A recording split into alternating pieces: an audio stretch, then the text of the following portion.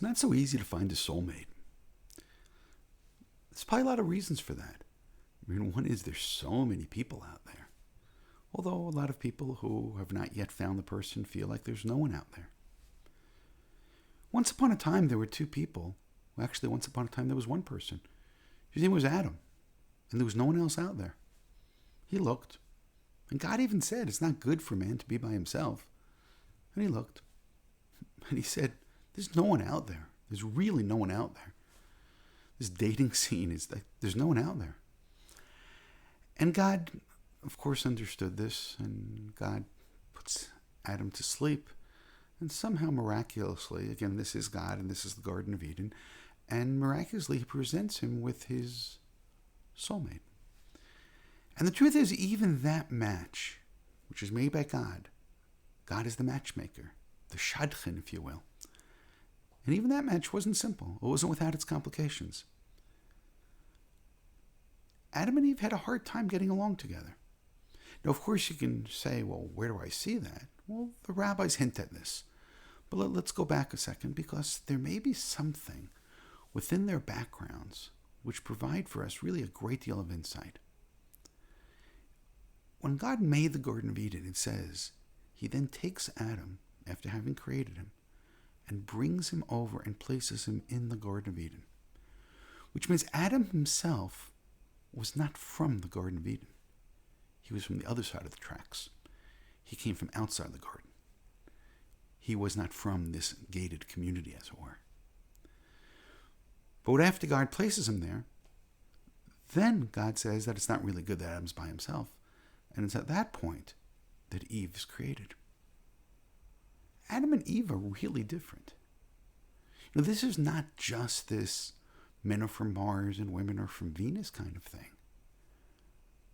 In this story, at least, this woman is from Eden. Adam is from outside of Eden and brought it in place there. But Eve was created in the Garden of Eden. She knows of nothing else. She's an Eden creature. She knows of a place of pleasure, Eden, pleasure. She sees a place of beauty. Which means Adam and Eve may not have been that perfect match that maybe we imagine with God making the match, so on and so forth. And as I said, as it continues, they sin, she sins, then he sins. God had told him, had never told her. He presumably had told her, but what exactly did he tell her? And all of these things are debated by the rabbis and by the commentaries. But what happens is, the result is they get kicked out of Eden, which means Adam is sent back to the place where he came from. And Eve is expelled from the place where she was from. Which means that the sin experienced by Adam and by Eve are very different. Adam lost this prize, and he's have to work to get back there. But Eve loses where she was from. And maybe their makeups are different, and maybe their experience is different, and maybe when they go through their relationship, they have a very hard time. And the reason why they would have a hard time is because they're cursed, and the land is cursed, and childbirth is cursed, and the child or the children that she has seems to be cursed. And she brings death into the world, and that death, of course, ends up becoming one of the children that she gives birth to, killed by one of the other children. And there it is, the fruits of the Garden of Eden. I'll say that again.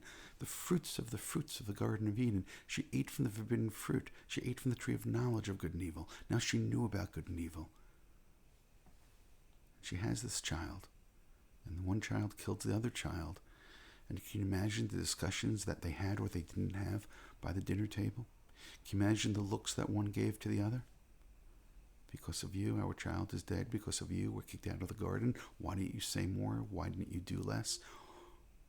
Between Adam and Eve ended up having a dysfunctional relationship.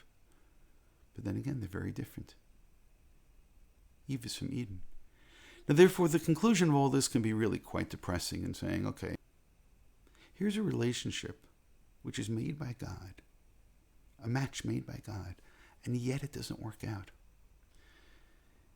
It means all of us would be making a mistake if we look for that perfect person. Even Adam and Eve. This is not perfection. Relationships are created when we create them. Relationships are created when we invest in them. Relationships are created when two people together build something without attack, without pointing a finger, but together. Face the challenges, face the difficulties, and build beauty. And hopefully build a Garden of Eden. But it's interesting. Adam found the best woman in the world. She seemed like the only woman in the world. She was from the good neighborhood. She was from Eden. And even that relationship takes a lot of investment to make it work out.